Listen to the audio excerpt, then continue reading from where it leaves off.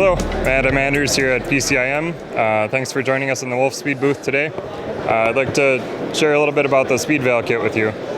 So this is our new evaluation board for discrete silicon carbide MOSFETs. So these plug into here and make the connection to the DC bus and to all the signals. And we designed this interface to have low inductance by using multiple pins for the plus and minus bus and bringing those up on opposite sides of the board, so we keep the loop area very small there. And the great thing about this is it really helps the design engineer evaluate different MOSFETs and also evaluate different gate drivers at the same time.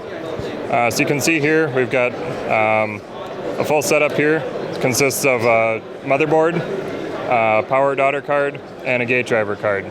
And so what this allows us to do is to perform double pulse testing to make switching loss measurements, or we can also attach this board here, which is an LC filter, so you can run continuous power buck or boost testing with it.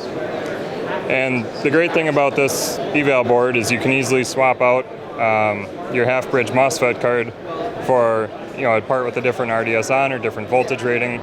So it covers everything from our 650 to 1200 volt portfolio. And you can see here we've got our toll package parts, but we've also got boards with the TO263 as well as the TO247 4-lead. So with this one platform, you can evaluate a really wide range of MOSFETs. And to go along with that, we've partnered with industry leaders, Texas Instruments, Analog Devices, and Skyworks on gate drivers.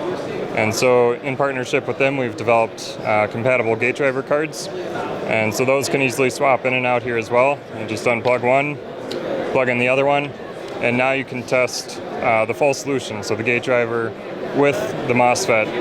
And what's great about that is when you get to doing your own design, you've already vetted out the gate driver compatibility with the MOSFET. You've tuned the gate resistor, gotten the switching losses and the overshoot where you want it. So you can really accelerate your design when you get to your prototype stage. There's not going to be any surprises at that point.